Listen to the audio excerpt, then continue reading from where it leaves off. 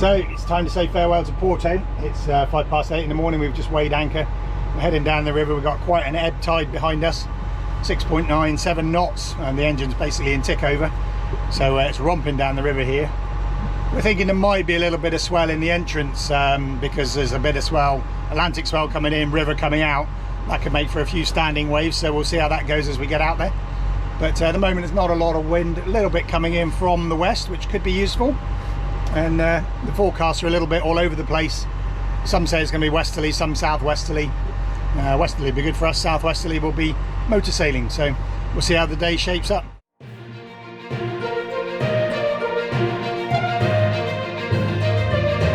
This is Intrepid Bear, a 40-foot sailboat off to explore the world with her crew Ian and Kate. Come aboard and let's see what's out there.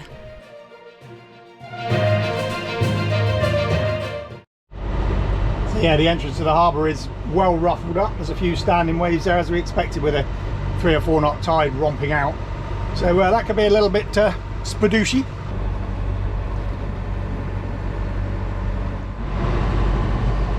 Okay, hold on to your hats. Here we go.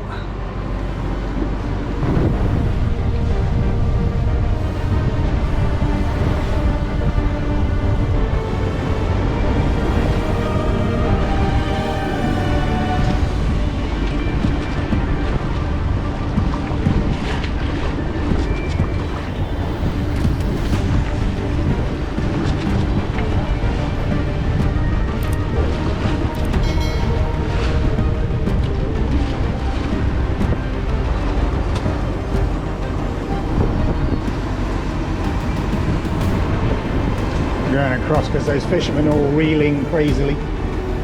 Don't really want to catch any fishing lines. River mouths can be dangerous places as ocean swells meet outgoing river flow, potentially causing hazardous standing waves. We knew there was a swell coming in from the sea and a strong ebb tide. I knew it could be bumpy but didn't think it would be dangerous. I hadn't realised how Kate's anxiety had built up. So for me, this exit causes the most anxiety that I feel when we're at sea, because it's, you know, I've been down to the harbour entrance several times on our way, getting ready to go, just to see what it'd be like, because, you know, it's like when you're out there, some of those dangerous times at sea are coming in that harbours. Obviously there's the Atlantic Ocean, always got swells, and we've got a big tide coming out, so my heart is racing, my voice is craving, because I'm really anxious, but we're through the worst now, so. And that's probably why I'm emotional now, it's a sense of relief, but yeah, still new in a lot of ways. Every situation is different, and until you're out there you don't know. So, you know, my worst fears are that, you know, I won't be able to cope, let alone the boat, although I know she can cope with most things. Yeah, or having to turn back and take waves broadside, so there's so many unknowns, but we're through the worst of it now. We've been through worse since an Albert Head, but for me, seeing standing waves and the anxiety is quite difficult to deal with sometimes. Just take deep breaths and go for it. So yeah, fairly lively, but nothing too drastic. It certainly looks intimidating when you've got standing waves like that, and they're all bouncing off the wall, and then the fishermen are all reeling in their lines, because you look back to go across them. They must have had their lines out quite a long way. But that's on a really calm day, so you can imagine that harbour entrance on a rough day when there are waves coming in from out here and the river coming out, it would just be fatal. It would just crunch your boat straight away. So no wonder that harbour is closed a lot in the winter, and I imagine in the summer sometimes as well. So you can see that on a calm day. Imagine a rough one. I don't really want to think about that, to be honest.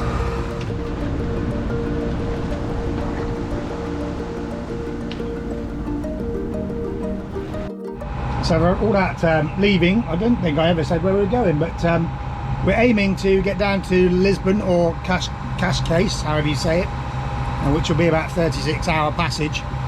The winds, the forecast is, they don't agree, so we don't know what we're going to get.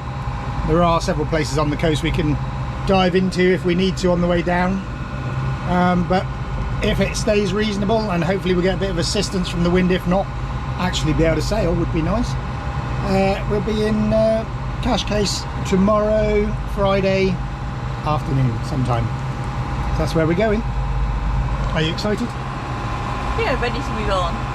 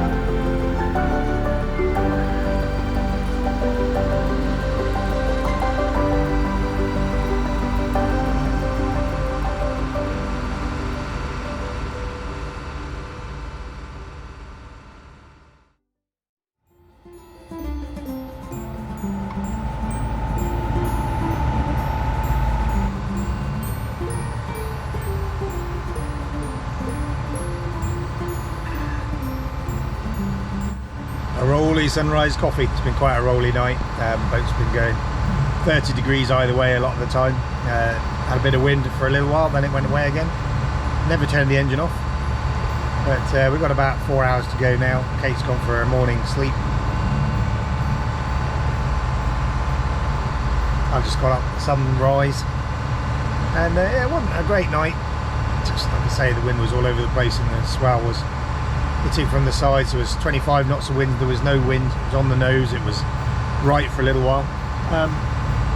But hey, we got it done, or getting it done, and we'll be into Lisbon shortly, so that should be good.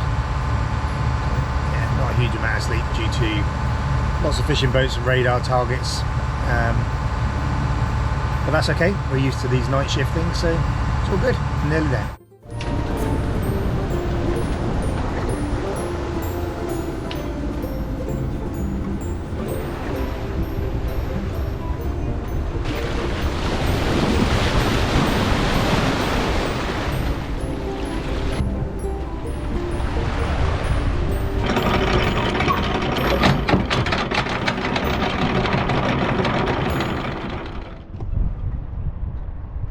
We spent one night at anchor before moving into the marina and exploring the town. So Cascais Marina in the fog. Cascais, I think is how you say it. Case.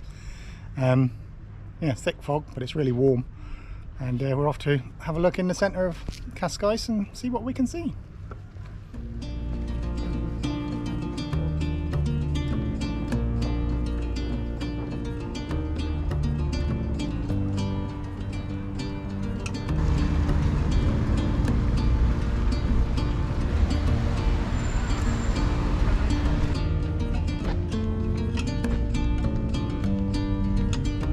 So this is a concrete car.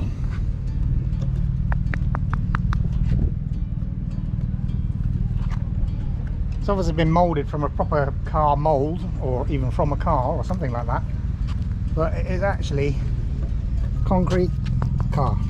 I think the tyres might be rubber. Yeah, they're pretty hard, but it's a concrete car. What's going on at the back?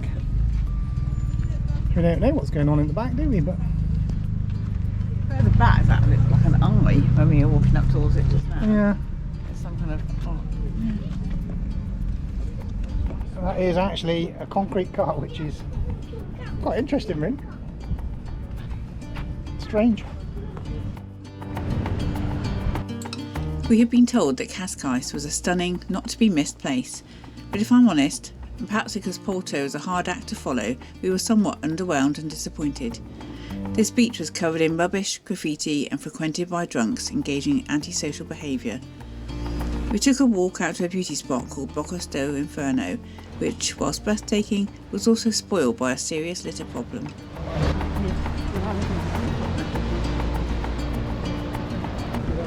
Absolutely gorgeous spot, potentially, but there's a load of rubbish on the rocks. All down here. Kind of messes it up a little bit, which is a damn shame. Cigarette butts all over there. Yeah, it's a bit of a shame. So this is Bocca do Inferno, so it's a hole through the cliffs that the sea has punched its way through into an open area behind. It'd be pretty impressive in a major storm to see waves smashing through there.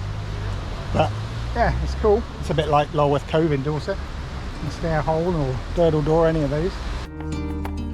So there was beauty in Cascais, but perhaps we were a little spoilt both by the trip so far and our previous life in a stunning part of the UK. All of which meant that sadly Cascais didn't light our fire. We moved the boat a short distance to Oeiras Marina to wait for the next weather window to head south. So it's a rainy day in Oeiras in Portugal. We're waiting for some weather to fill in tomorrow so we can head down the coast to also Porto, a beautiful anchorage, and really hoping we can spend a couple of days just chilling there somewhere lovely and maybe getting to sea for the first time since our chilly dip in the Scillies. And that was in around May this year. And talking to that's what Ian's doing today. He's editing episode 4 from May, which is about our first trip to the Scillies. So it's now September the 14th, so that's about where we are in real time. And I've been making some hummus. Lots and lots of garlic, because I do love my garlic and my hummus. So be some bad breath on here tomorrow after we've munched our way through that later on. But yeah, that's our rainy day on the Bear. Not far from Cascais and Oeiras is the UNESCO World Heritage Site of Sintra, which is well worth a visit. We didn't visit at that time, but we did return as part of our winter road trip. So we're off on our road trip. So we're in Portugal, as you know, and everything's been by boat so far. But we missed going to Sintra, which is a national park, some apparently amazing palaces, and we didn't get to go up the Douro River when we were in Porto. So we hired a car for 4 days and we're off on a road trip. So Ian's driving, first car driving in. Yeah, first time driving in Portugal, first time I've driven a manual gearbox since Portland in April last year.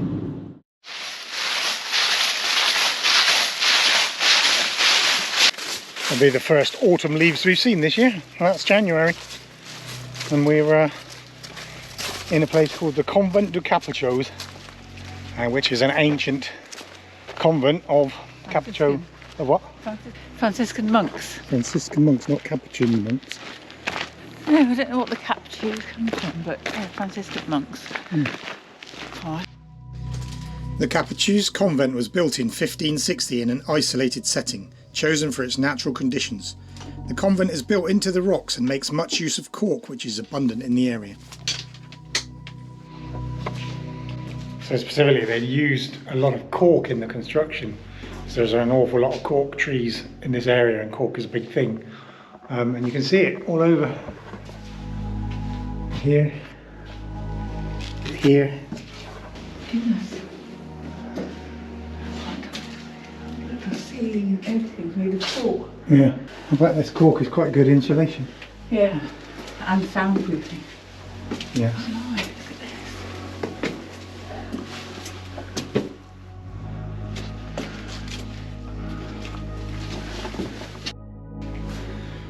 Wow, that must be their room. Yeah, the dormitory that's open front. Wow. Just stand next to that door a minute. Now Look at 5'5". the height of these doors.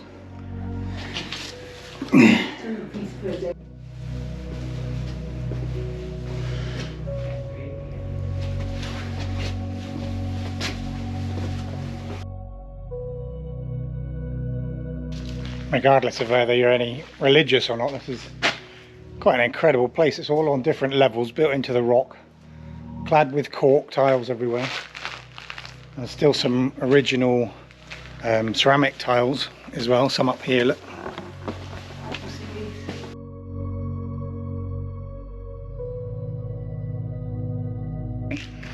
The joys of coming out of season. Nobody here. Nobody here at all. We saw one other car pull up, but we haven't seen one person since we've come into the grounds. It's not cold, I mean I've got my jumper on, but it's 15 degrees up in the mountains. So yeah, explore out of season, it's worth it sometimes. Definitely. It's impressive, isn't it? Yeah. Chimney thing there, 2 different vents. Got into the oven.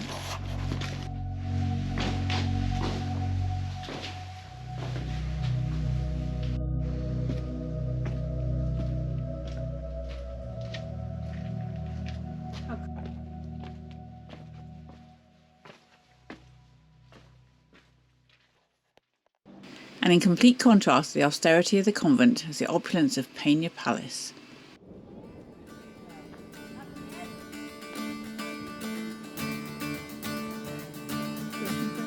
This is Peña Palace, P-E-N-A with the accenty thing.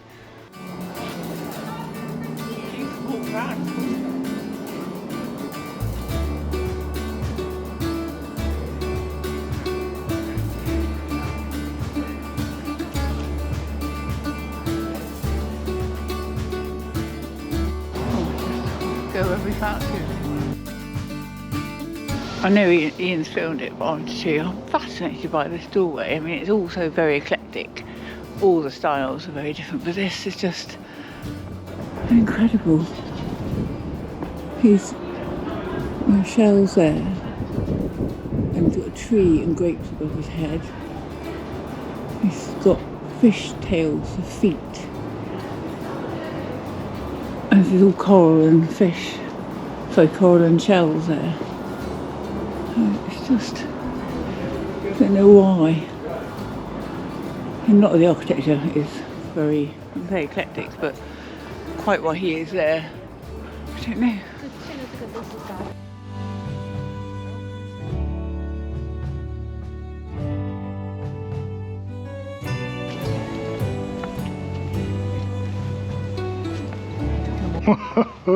What do you think of that? It's incredible, isn't it? We're so high up. I don't know how far up it is, you can see, but it's a long way. So according to GPS, we're about 500 metres up here, having walked up the last 300 of them. And there's just a castle perched on top of the hill. It is, I've used the word too many times really, but it's mind-blowing.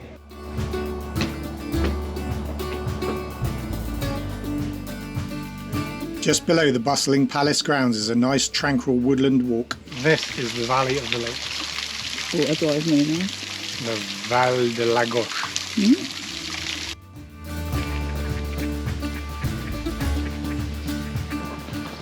We're probably still a really long way up, so I don't know if this water is, I guess it's eventually turned into a river or a stream, rather than being artificial because there's running water between the lakes.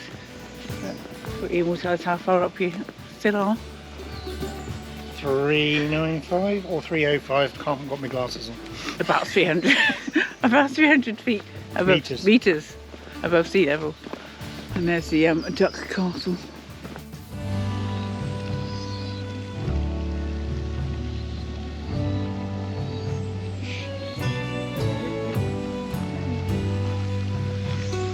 Watched 2 buses go by because we were waiting for a bus to go down the hill, but we've just realised the buses don't go down the hill. They go, no, they didn't go down this hill. The no entry sign down there is a bit of a clue, but they go circular, so we've got to wait for another bus to come up the hill so we can then get on it, and then we go in a circle and back down the hill. So that was a bit of a cock up. Just when you think the roads can't get any smaller for buses, we go back down the other side. Tiny, you wouldn't believe that it could take a bus down here. Where are we now? Quinta de Regularia. Good effort.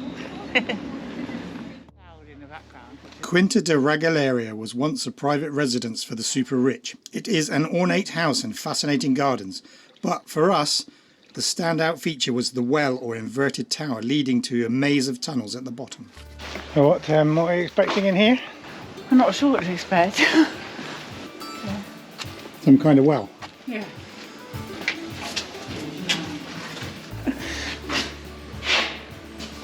Oh.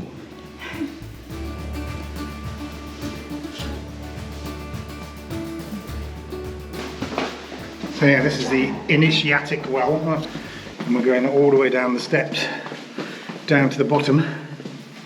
It's a long way down.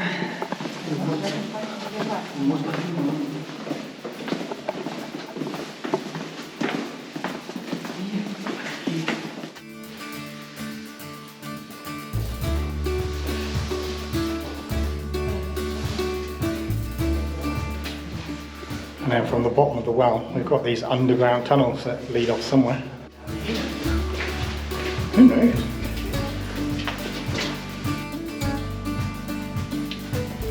We're still not 100% sure if these tunnels were man-made or natural. That's the waterfall as we come from.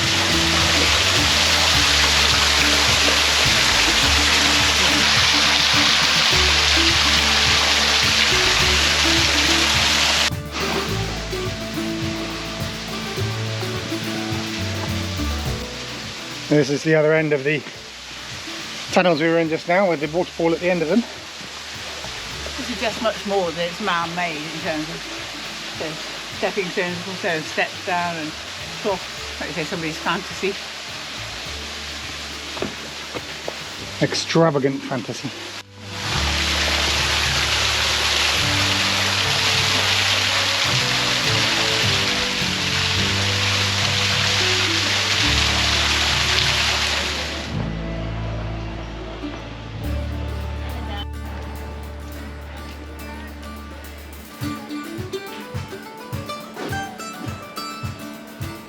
The inside was incredibly opulent and ornate, but the sun is starting to set and we have one more palace to visit.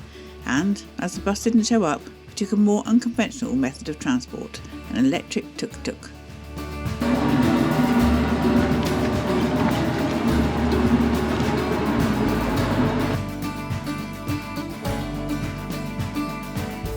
So yeah, got offered a free ride in the tuk-tuk because the bus didn't show up, and tuk-tuk driver stopped, said, "Are you going to Montserrat?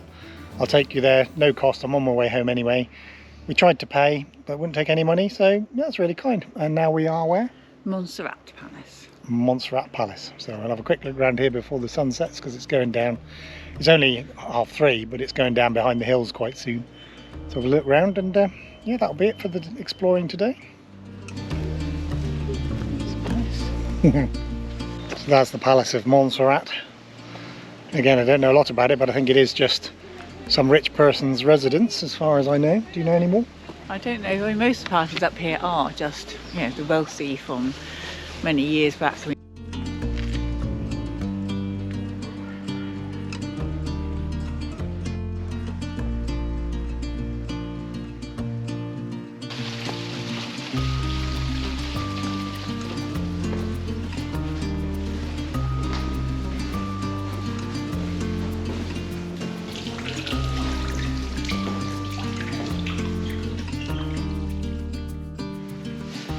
So this one would be your choice, would it?